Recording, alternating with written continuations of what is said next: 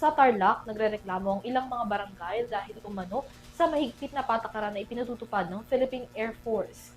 Nauwi pa ito sa kilos protesta.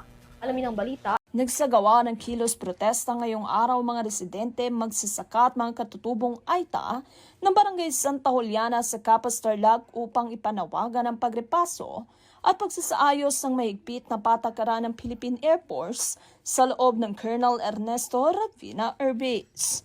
Ayon sa mga nagprotesta, nais nilang magkaroon ng agarang dialogo sa pamunuan ng Philippine Air Force upang mapag-usapan ang pagpapaluwag sa checkpoint at matiyak ang paggalang sa karapatan ng mga katutubo sa kanilang lupang ninuno at sa malayang paggalaw ng mga residenteng naninirahan sa loob ng military camp.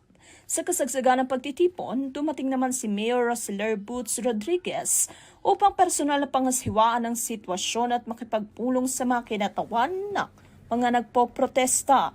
Sa kanyang pahayag, ipinabatid ng alkalde ang kanyang pakikisa sa layunin ng mga residente na makahanap ng mapayapa at makatarungang solusyon sa kanilang mga hinaing. Iniikait din ni Mayor Rodriguez ang magkabilang panig na pairali ng bukas na komunikasyon at dialogo upang maresolba ang mga isyong kinaharap ng mga residente na siya namang naninirahan sa loob ng military camp habang pinapanatili ang kapayapaan at kaayusan sa lugar.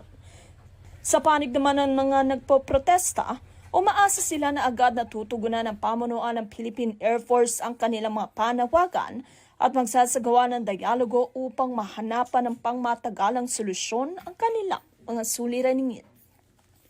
Para sa TV News, Catherine Landicho, sumasaludo sa bawat Pilipino.